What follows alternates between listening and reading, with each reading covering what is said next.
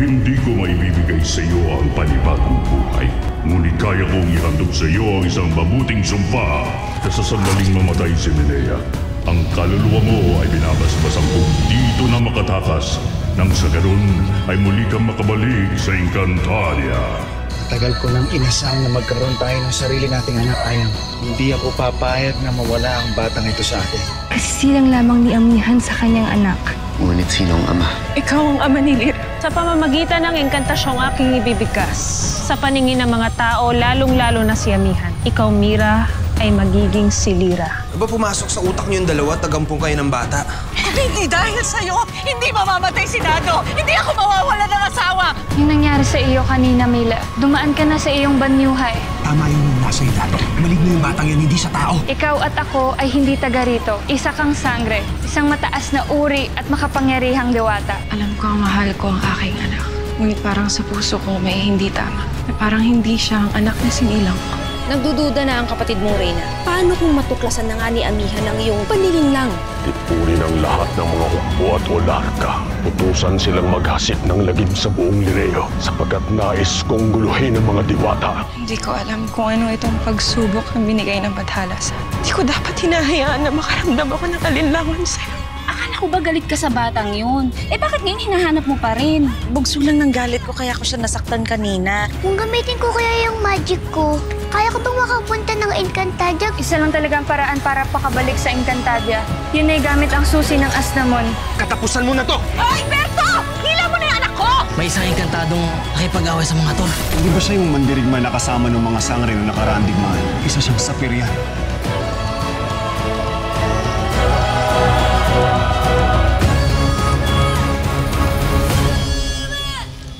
Sandali lamang. Hindi kami kaaway.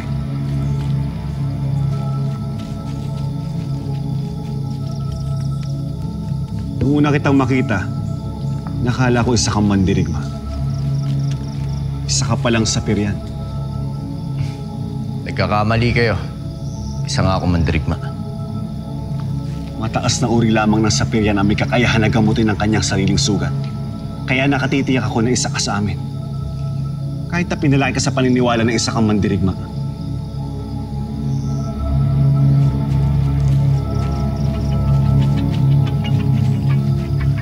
Katakataka hindi niya batid na isa siyang sapiryan. Ano kaya ang dahilan? Ang tanong ay kung sino siya. At bakit meron siyang kapangyarihan ng isang dugong bugaw? Nagigising ang mga hator. Tayo na.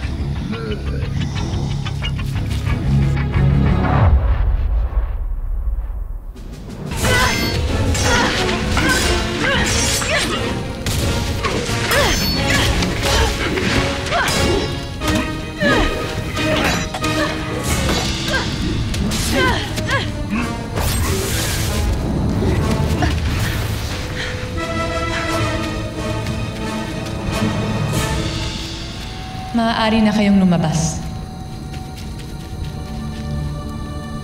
Dumadalas ang panggugulo ng mga hator. Paalam niyo ito kay Reyna Amihan.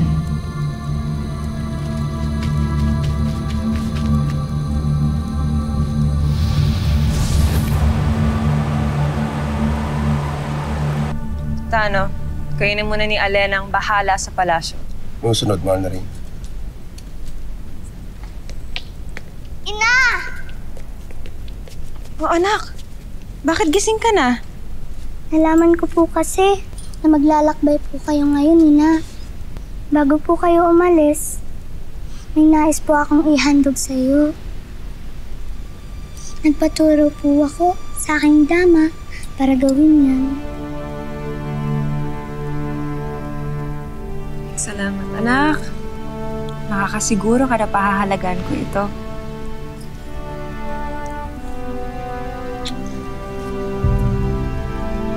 Hara, tayo na.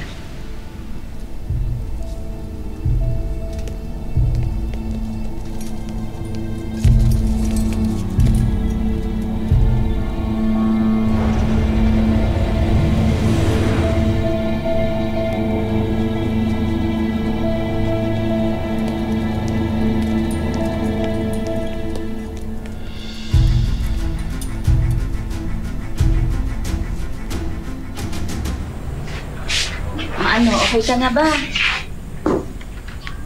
Oo. Salamat sa tulong, ha? Tsaka pasensya ka na sa abala.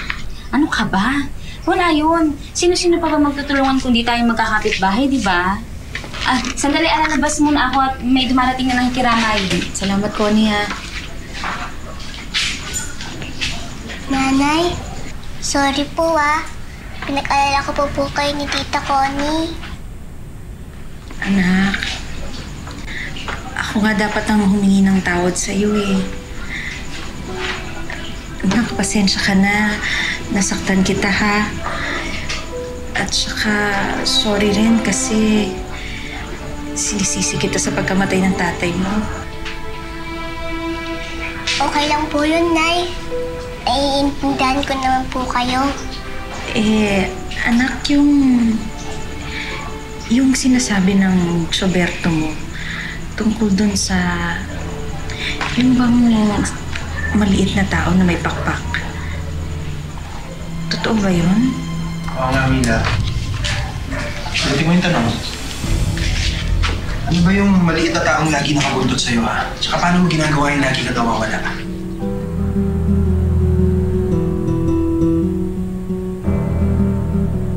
Napakahusay ng ginawa mo kanina, Lyra.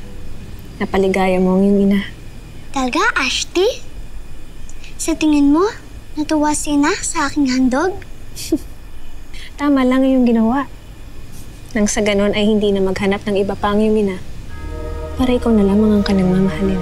Bakit naman maghahanap ng iba si Ina? Ito ang pakatatandaan mo, Lyra. Maaaring magkaroon ng iba pang anak ang reyna ng Lireo. Kaya't maaaring mahating pagmamahal sa iyo ng iyong ina. Hindi ko na naising pagdaanin mo ang dinanas ko noon. Kaya't gawin mo talaga ang lahat para makontento sa iyo si Amihan. Naipapangako mo ba sa akin ito, Lyra?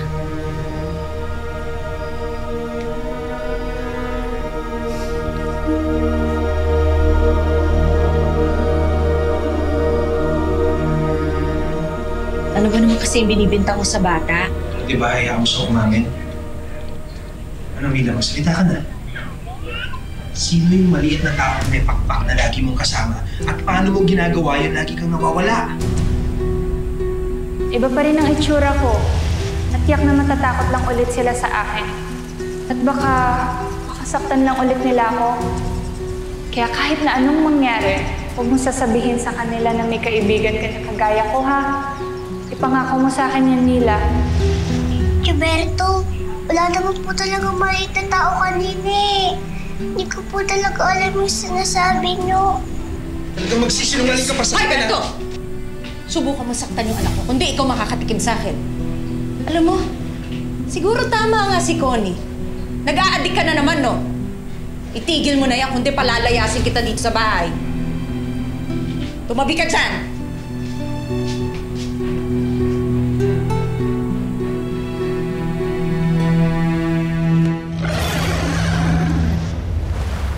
Para Amihan, hindi ba't mas magiging mabilis ang ating paglalakbay patungong Adjantao kung gagamitin na lang natin ang ating kapangyarihan na makapaglaho?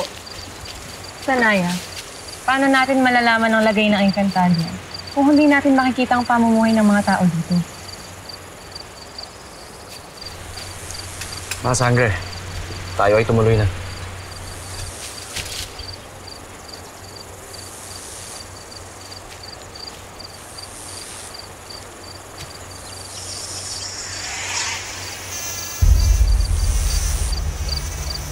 May mga binubulong pasneya, Amihan. May mga hator!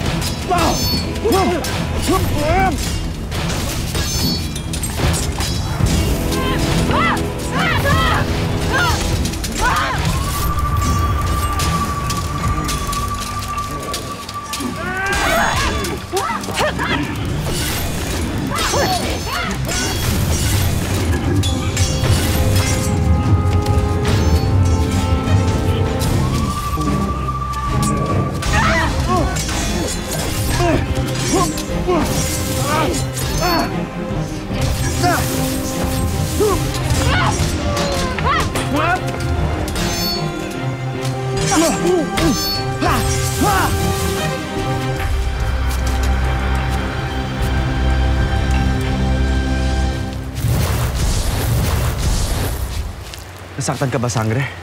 Hindi ko kailangan ng tulong mo.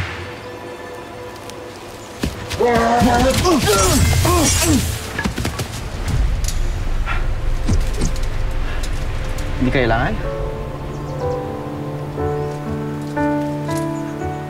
Gagamutin ko muna ang mga kawal.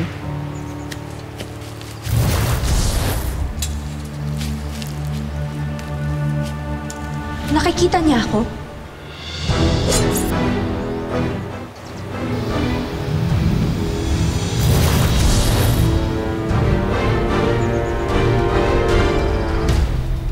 Tama lang ang ginawa mo, Mila. Tama lang na hindi mo sinabi kay Amanda ang tungkol sa akin. Pero, di ba, masamang magsinungaling? Kadalasan, oo. Pero sa pagkakataong ito, pagtatanggol sa sarili ang ginagawa mo. Ano ba? Hindi ko kayo niloloko, no? At mas lalong hindi ako lolokohin ng mga mata ko. Nasabi ko, meron kaibigan maligno yung ampo ni Amanda. Nakita mo na ang muntik gawin ni Berto sa'yo? Sa atin? Kung mas maraming tao pa ang makakaalaman tungkol sa atin at ang tungkol sa'yo, kailangan nating mag-ingat, Mila. Kailangan nating itago ang kung ano tayo.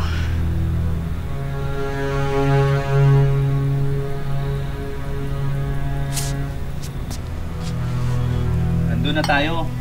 Wala ka namang pruweba eh. Pruweba? Ito nga ang pruweba ko. Sabihin mo nga, nakita mo yung maliit na taong kasama ni Mila kagabi. Kung alam kung totoo yung nakita ko kagabi. Alam mo, lasing lang tayo kagabi. Tama lang yan, pare. O, bigyan mo siya. Mag-inuman lang tayo. Ay. Ayun. Hindi ko kayo ginagawa. Ito ang mga sinasabi ko.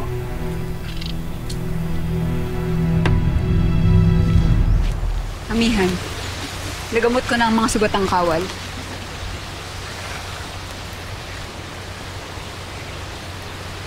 Amihan. Danaya, habang kinakalaban natin ang mga hator, may nakita akong nilalang na parang multo. Multo? Anong multo, Amihan? Kung saan nakakalimutan ko, Danaya, nakakahiram pa rin ako ng salita mula sa mundo ng tao. Ang isang multo ay isang kaluluwa ng namayapa. Isang Iftre. Huwag kang mabahala sa mga Iftre, Amihan. Isa lamang silang nilalang na naghihintay nang magdadala sa kanila patungong Devas o Balaak. Hanggang hindi sila nananakit, wala ka dapat ikabahala.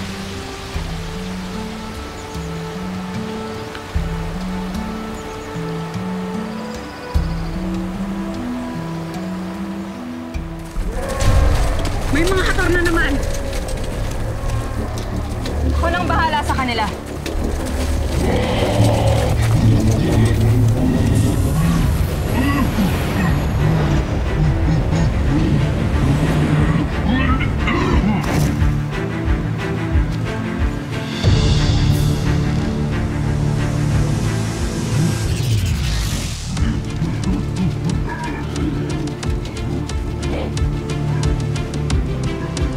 Kaya na.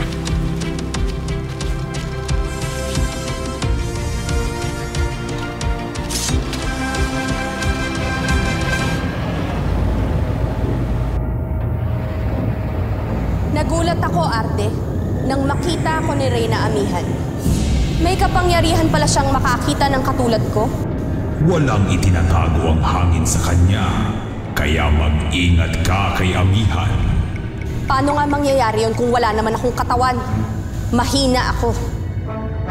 Ilang engkantado na rin ang dinala ko dito. Kinuna ng kanilang Livy at Shedivi. Pero wala pa rin nangyayari. Hindi ba't sinabi kong maghihintay ka ng matagal? Ngunit makakamtan mo rin ang iyong katawan. Hindi ko gugustuhin na makalaban ka, Arte. Ano ang patunay ko na nagsasabi ka talaga ng totoo? Kunin mo ang usok na ilalabas ko, Adhara.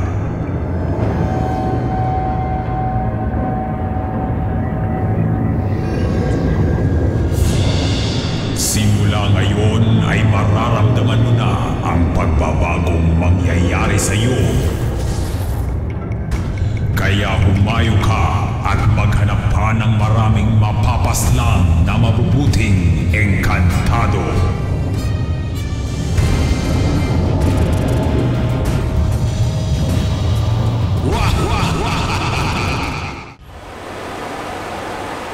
Hindi tulad sa mga kaluluwang nagtutungo sa Tebas ang mga Evtre, mahal na Reyna. Nakikita natin ang mga pagsundo ng mga Rerte sa mga nilalang na nararapat magtungo sa Tebas.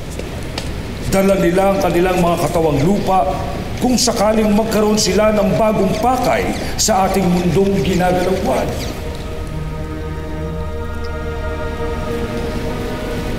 Kung ganon, Imaw, bakit nagkakaroon ng Evtre?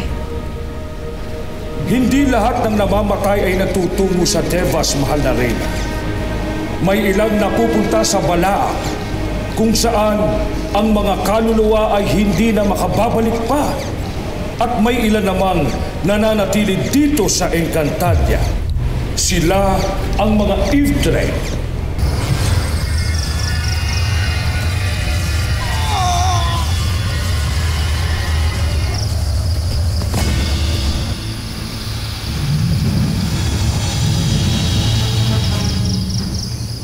Kung sino man ang Evtre na iyong nakita, hindi mo na sila kailangang alalahanin pa, mahal na Reyna. Dahil wala na silang masasaktan pa. Sana nga, Imaw. Sana nga.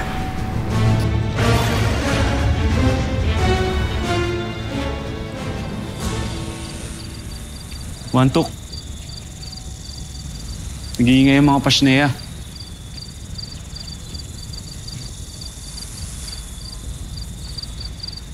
Baka naamoy ka nila. Puro ka talaga kalokohan, Wantok. May paparating! Teka. Ibaro? Ibaro! Ibaro!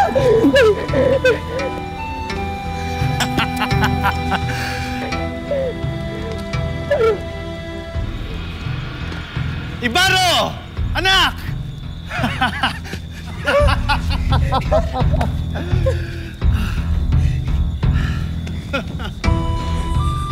Maligayang pagdating. Mabuti naman umuwi ka na. Hindi lang yan ang dahilan kung bakit ako nagbalik. Ama, nais kong malaman ang katotohanan. Saan ako nagmula? Sapagkat may nakapagsabi sa akin na isa raw akong Saperian.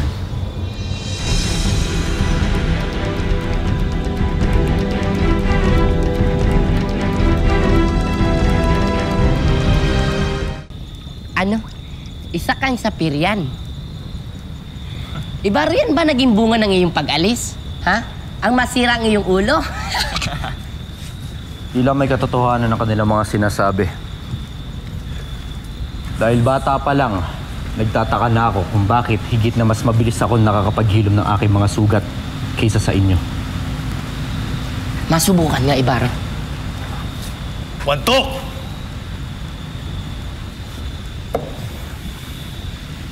At lalo na ngayon na ako'y matanda na, basta pabilis pa ang paghilom ng aking mga sugat. Eh, ano naman ngayon, Ibaro? Hindi naman siguro nakahulugan nito na hindi ka na namin kadugo dahil lang sa... Tama na, Pako. Hindi ko na ibig na ilihim pa ito.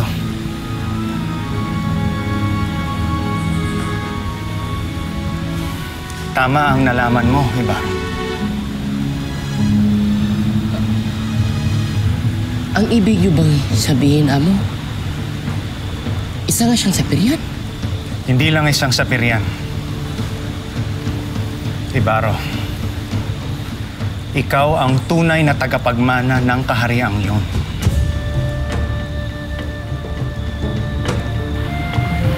Ako? Tagapagmana? Hindi ako maaaring magkamali. Pupunta kami sa Sapiro noon. Nang maabutan namin ng mga hator. Walang awa nilang pinaslang ang reyna ng Sapiro.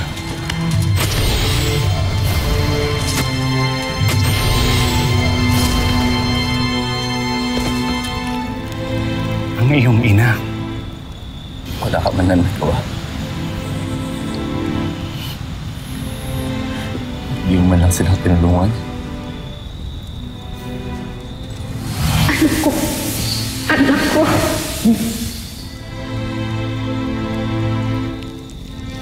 Ano ginawa mo?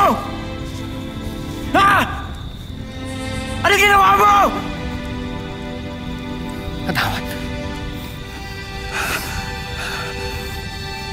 Matawad, anak.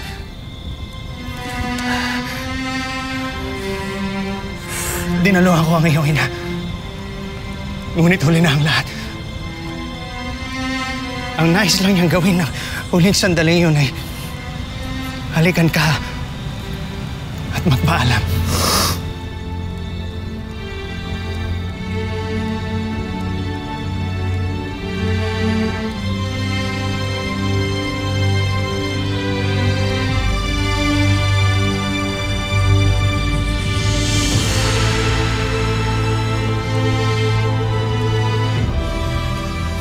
Bakit ngayon yun sinabi sa akin lahat ng katotohanan na ito? Inakala ko na makakabuti sa'yo kung di mo malaman ang katotohanan. Na ikaw, si Prinsipe Ibrahim, ang tunay na tagapagmana ng kaharian ng Sapiro.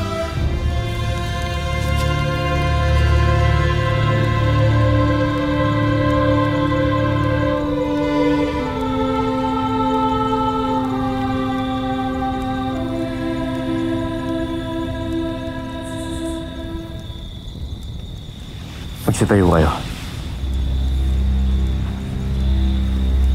Ama.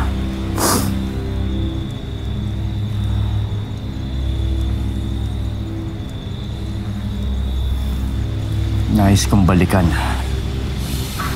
ang kaharian kung saan ako nagmula. Ibaro! Wala kang karapatan para pigilan ako.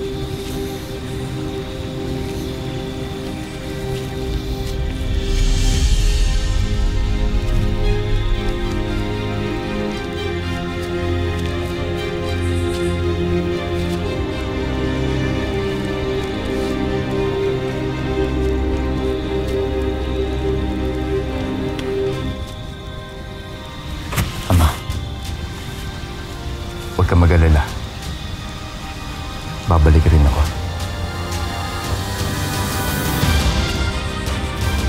Ibaro! Ibrahim! Prinsipe Ibrahim, sama kami!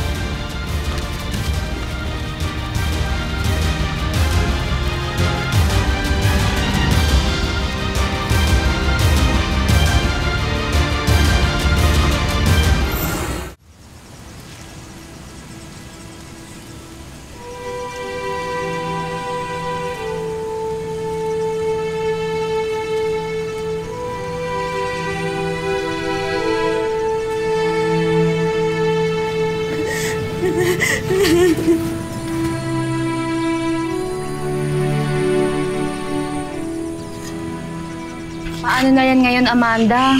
Wala na si Dado. Sigurado ako mahihirapan kang palakihin si Mila sa hirap ng buhay ngayon. Ako nang bahala doon. Nandito naman ako para tumulong at sumuporta para sa kapatid ko eh. Tatayo na rin akong tatay para sa pamangkin ko eh. Yun ay kung mapapatawad mo ako. Hindi ko dapat ginawa yung pagiging singgero, sinabayan yung pagluluksa niya eh. Tapos na yun eh, nagawa ko na eh, pero pangako ko sa inyo, mula ngayon hindi na mauulit yun. Nagbabago na ako. Salamat po, Tito Berto.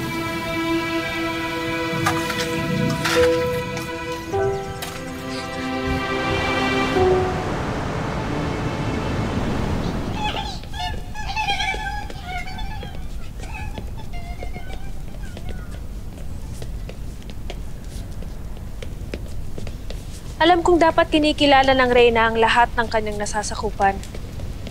Ngunit masyado mo yatang dinidibdib ang tungkulin na iyon, mahal na Reyna. Kalma lamang aking kapatid. Kaluluwa lamang ang mga ibre. Mas tuunan mo ng pansin ang mga humihinga. Sila ang mas makasasakit sa iyo.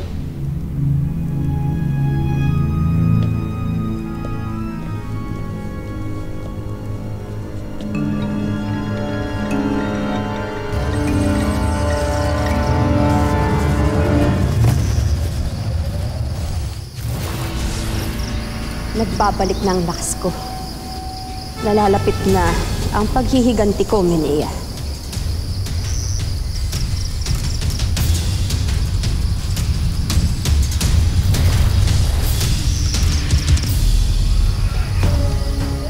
Nabahag na ba ang dating matapang na hari ng Hatoria? Si Pirena ay hindi ko kayang saktan dahil anak ko siya. Pero ikaw, kauri lamang kita. Lumagay ka sa lugar. Paano kung malaman ito ng inyong kapatid na ang Ibaron din yun ang siyang tunay na ama ni Lyra? Dinig na dinig ko ang usapan ng mag-ama na isa siyang dugong bughaw. Kailangan natin paslangin si Ibaron. Totoong patay na ang kaharian ng Sapiro. Wala rin silbi tong kaharian mo. Dahil baka may mga pag-alagalan, mga Eve 3. Talagang maraming mga Eve 3 dito dahil binabantayan nila ang nawawalang kayamanan ng Sapiro. Anong yung ngalan mo, Lawin?